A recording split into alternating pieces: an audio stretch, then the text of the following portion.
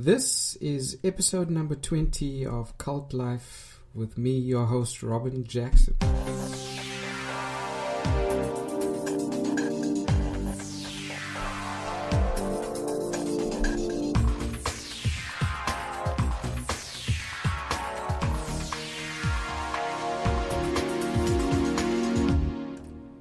Welcome to this very special episode of Cult Life. It's our 20th show, so it's our first milestone that I thought I would celebrate with you, the listeners. Thank you to all of you who've listened every week to the show and have joined me on this journey. I am fully and really appreciative of that. And it's been 20 episodes already. I can't believe it. So thank you once again for joining it. And I thought this episode we'd make it special. We'd a lot of the content that we will be talking about today I've probably discussed in previous episodes, but the title of today's episode is specifically towards the identifying marks and the 20 signs that you're probably in a cult. Now, cults aren't as easy to spot as you might think. We've talked about this before. Most cults don't wear robes or live in communes or in gated, communities outside of the regular communities in society. In fact, most cult members don't even realize they're in a cult. And during my 25 years as an unwitting cult member, as part of the Jehovah's Witnesses, sometimes you would watch television and watch documentaries and read about other cults. That all around you. But I think it doesn't hit home the very first time, and it takes a while to register. So I thought this episode I'll give you, because it's our 20th episode, we'll look at 20 signs that you're probably in a cult. So let's kick this off. The first one, point number one I want to make is, the first sign that you're probably in a cult is the leader is the ultimate authority. If you're not allowed to criticize your leader, even if the criticism is true, you're probably in a cult. Cults normally begin with a charismatic leader who claim some supreme knowledge.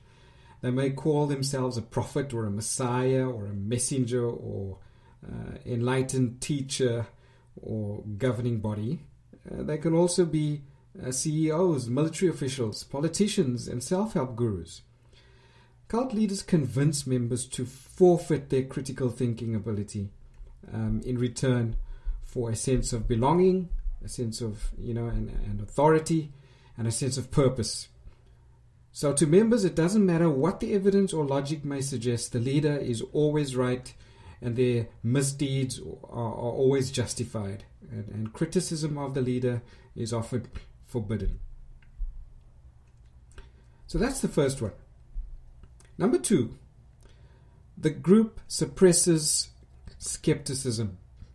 If you're only allowed to study your organization through approved sources, you're probably in a cult. Cults view critical thinking as an infectious disease, and every effort is made to suppress it.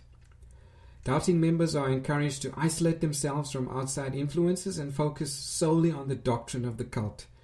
Criticism is forbidden. People who contradict the group are viewed as persecutors and are often given labels like apostate, suppressive persons, and so forth. Members are discouraged from consuming any material that is critical of the group. And I can attest to that. During my time as a Jehovah's Witness, we were only encouraged to research the organization by means of the Jehovah's Witness or the Watchtower's publications. Number three, the group delegitimizes former members. If you can't think of a legitimate reason for leaving your group, you're probably in a cult, because the cult considers itself the ultimate authority on truth. It cannot examine or imagine anybody leaving the group with their integrity intact. Thus, it has to perpetuate this false narrative that former members are deceived, they're proud, they're immoral, or lazy, or they've been deceived by Satan. They've been misguided. They've been misled. So they have to perpetuate that narrative all the time. If former members speak out, they are dismissed as bitter, angry, dishonest, or evil. Cults often impose some kind of shunning to shame former members and prevent them from infecting other members with the truth about the group. And we know, even with the shunning practice, they have their jargon around each cult. Talks about how their jargon around shunning. The Jehovah's Witnesses call it disfellowshipping. Others call it, excommunication, or whatever it may be called. The fourth point, or the fourth sign, is the group is paranoid about the outside world. If your group insists the end of the world is near, you are probably in a cult. So cults position themselves as the sole refuge from an evil outside world that is intent on their destruction. They thrive on conspiracy theories, this catastrophic thinking, and persecution complexes. And we've seen that. We've discussed that in previous episodes, where this persecution complex is something that very often comes up with the Jehovah's Witness organization as well. So, in an effort to draw in more paying members, cults are often very aggressive in their recruitment efforts and their techniques, which are usually justified as you're saving somebody or saving people from this evil world. Those who reject the cult's message are prideful, or they're evil, or they're stupid. So that's number 4. Number 5, the group relies on what they call shame cycles. If you need your group in order to feel worthy, to feel loved, or sufficient, you are in a cult. Cult leaders normally trap members in this shame cycle by imposing abnormally strict codes of conduct, and usually prescriptions about diet, their appearance, sex, relationships, about the media, and they usually guilt members for their shortcomings, and then position themselves as the unique remedy to the feelings of the guilt which they themselves created. And this is very often found in Jehovah's Witness literature as well. This guilt, shaming, and positioning the Watchtower organization or the governing body as the unique remedy to whatever the member is going through.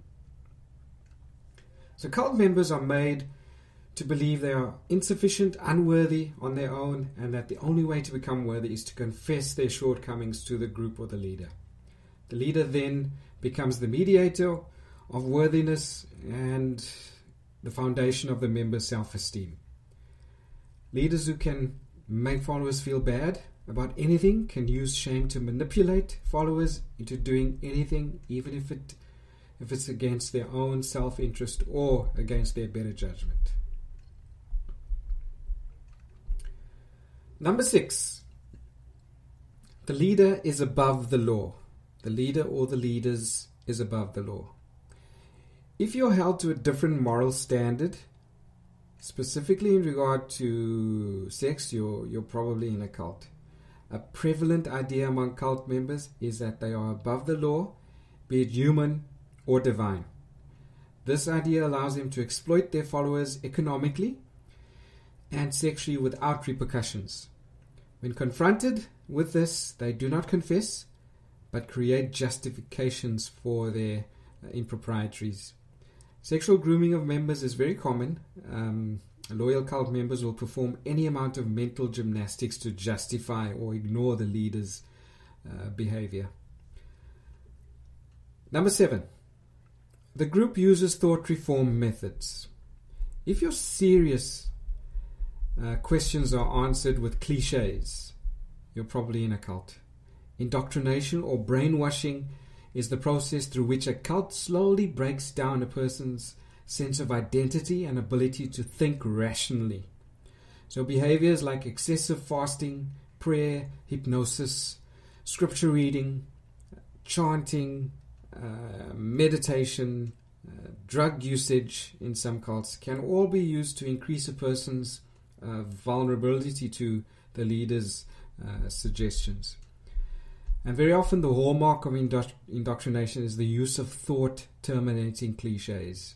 Some stuff like follow the leader, or doubt your doubts, or all in Jehovah's time, are regurgitated over and over so that members don't have to critically analyze these complex issues.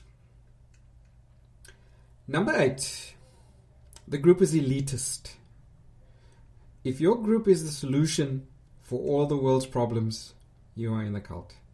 Cults see themselves as the enlightened, the chosen ones, the elected organization, tasked with radically transforming individual lives and the entire world. This elitism creates a sense of group unity and responsibility centered on this united purpose, so to speak. However, this sense of responsibility is often manipulated by cult leaders who coerce members into risky financial behavior, sexual favors, manual labor, or heightened recruitment efforts in order to further the cause and bring more people into the group. So, in my time as a Jehovah's Witness, they are an elitist group. They see themselves as an elitist group. They are the sole channel of communication between God and men, and this is stated in their literature. Number 9, there is no financial transparency. If you're not allowed to know what the group does with their money, you're probably in a cult. A group that refuses to disclose its finances is a huge red flag. Ethical organizations have nothing to hide. Cult leaders tend to live opulently while their followers are required to make financial sacrifices. Members are often encouraged to pay their offerings, to give their tithes, even if it means putting their families at risk. And this is all for, as the cult or the leaders would say, for advancing the cause of the cult, and so forth. Number 10, we're halfway through. The group performs secret rites. If there are secret teachings or ceremonies you didn't discover until after you joined, you are in a cult.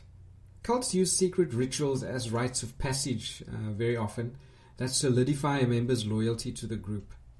Initiation into these rites usually only comes after a member has undergone certain tests or made adequate financial contributions. Often cult initiations are confusing, bizarre, or even offensive at times. And this mental dissonance between their sense of confusion and their loyalty to the inner circle convinces the new recruit or the new initiate to double their efforts in order to properly appreciate the proceedings. This only further entrenches them in this shame cycle that we've spoken about before, making them even more susceptible to manipulation. Number 11, the group uses deceptive means, typically to recruit new members, and then once recruited, will subject its members to an organized program of thought reform, or what most people refer to as brainwashing. They use very subtle techniques to recruit members, to draw people in. They won't tell you upfront what the group believes or what it's all about, but it's done subtly and in stages and over time, and before you know it, you find yourself deep within the group and part of the cult. Number 12, dishonoring the family unit. And I've seen this with many a cult. They will strive to drive a rift between the member, the cult member, and the family who are not cult members. They will even go as far as to say that close family and friends will try to draw you away from the so-called one true church.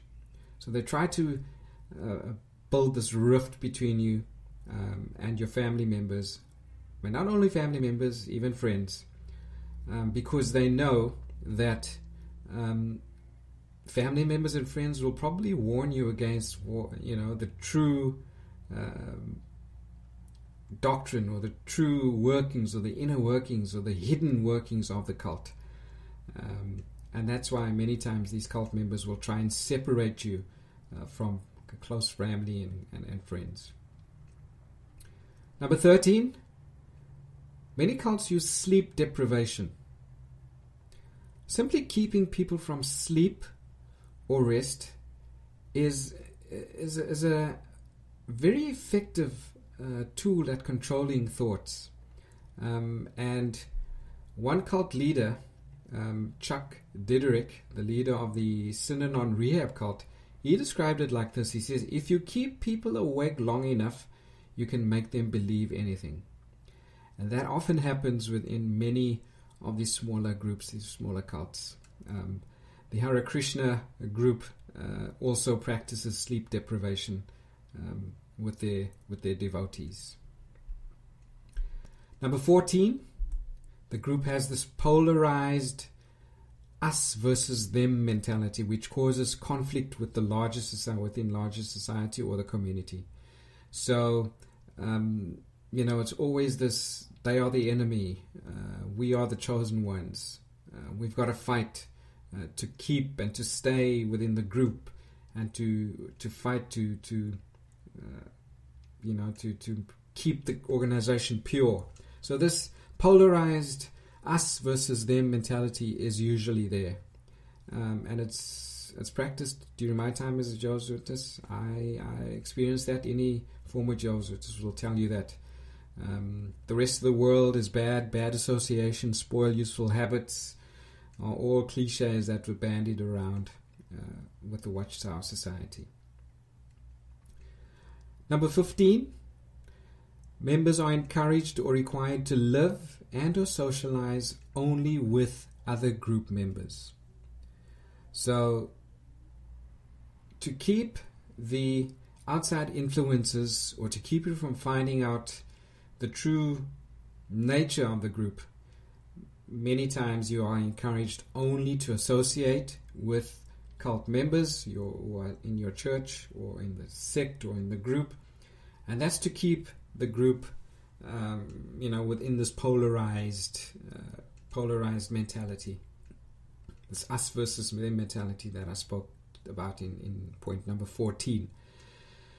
So they only encourage you to associate and to spend all of your time, your free time, with fellow cult members.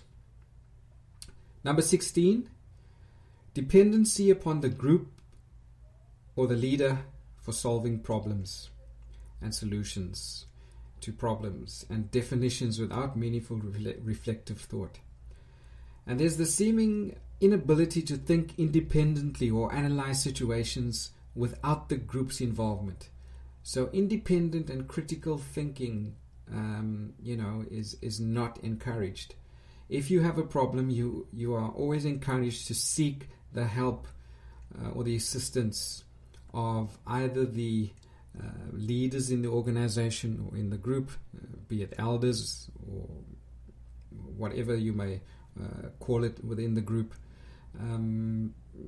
Seek guidance from the society or the group's literature. Only look at the literature that's been published by that group, and we've seen that many times. So there's this huge dependency upon the groups, upon the group and the leaders to solve problems and solutions, and to get solutions to problems that you may face in your life. Number 17, behavior control. And individuals' associations is living arrangements, food, clothing, sleeping habits, finances, etc. are strictly controlled. They control every aspect of your life. Your behavior changes, and very often, as you see, a lot of people say that members of cults become this zombies, so to speak, or drones. Everybody is acting the same way, and they want you to conform to the norms of the group and the cult, so to speak. Number 18, it's information control. Cult leaders deliberately withhold or distort information. They lie, they spread propaganda and limit access to other sources of information. And as I said before, that's how they control the information that comes to you as the cult member. You're not allowed to read anything critical of the group or the cult or the organization. You're only allowed to read literature and consult literature that's been published by the group. Number 19, emotional control. Leaders often manipulate their followers by fear, including the fear of losing salvation, the fear of being shunned, the fear of losing family members, the fear of losing friends. So that is a tactic that is often used to keep you within the group. They tell you you've got too much, and you would think that you got too much to lose by speaking out or leaving the group. And that fear is instilled within you, and they control your emotions by means of this fear. Number 20, the last one. Members have died adhering to the cult's belief system, or they encourage martyrdom. And I want to say this again. If within the cult's history, you find that former members or members have died adhering to the cult's belief system, or they encourage martyrdom, then you are in a cult. No group should teach the sacrifice of one's life to appease the leaders or the so-called whichever god or entity that they are following. Many people have lost their lives because they obeyed a leader or leader's teachings that says that sacrificing one's life is a noble and just thing to do in their view. And we've got many examples throughout history and recent history about this. There's the People's Temple, Jim Jones and the People's Temple. There's the Heaven's Gate issue. There's the Branch Davidians. And as I said before, in my opinion, Jehovah's Witnesses also fall within this category because of their blood doctrine.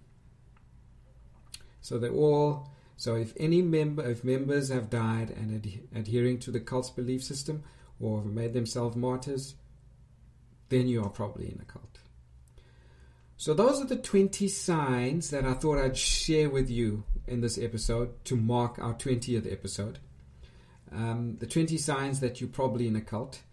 And a book that I highly recommend is a book called Releasing the Bonds, Empowering People to Think for Themselves by Steve Hassan. I will put the link to the book in the show notes, just to inform you that it is an affiliate link. Based on insider knowledge, Steve Hassan, of course, he spent years of scientific study and he's researched together with other experts in the field. He's held workshops all around the world with regards to cults. So this book offers a non-coercive and legal model for helping victims of cults and mind control.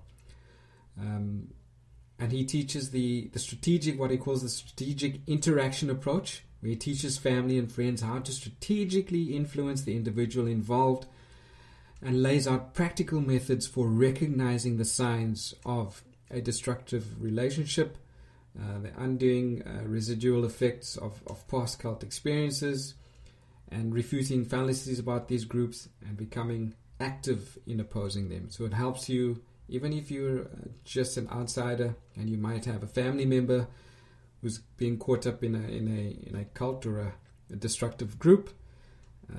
It gives you some insight into how to deal with the situation. So that's our show for tonight. Thank you for joining me once again with our 20th episode. We've reached that milestone, so here's to the next 20 episodes. And until next week, I'll see you same time, same place, and bye for now.